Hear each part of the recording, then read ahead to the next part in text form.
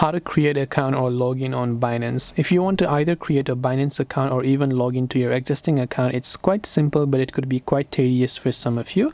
First of all, you want to open the Binance app. So first, let's get started with signing up, which means to create an account. We tap on the sign up login button there.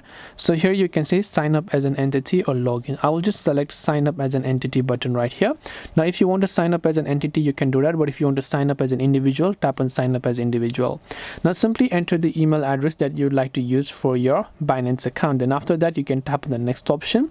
It will ask you to verify the email and also choose a password for yourself. So make sure to enter the verification code that was sent to that email within the next 30 minutes. Then tap on the next button. Then it also asks for your phone number, so enter the phone number as well. Then after that, you have to choose a password. Once done, your Binance account will be successfully created.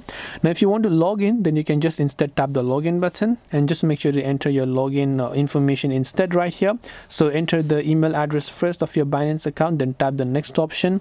After you tap on next, again it will send me to enter the password. So let me go ahead and enter my password as well. Now once I've entered my password, it will enter first of all the 6-digit verification code sent to my email. So I'll go ahead and then simply open up my email and I'll check whether or not I have received any such email from Binance, right?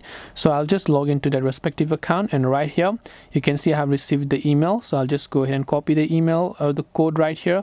Then I'll simply come and paste the code and I'll tap on the next option. After that, again it might ask me to basically verify with my phone number, and if it does ask you to, go ahead and also verify with your phone number, and just like that you can see I'm successfully logged into my account as well. So this way I will be able to go ahead and then basically sign up or create an account on Binance. I hope that this video was really helpful.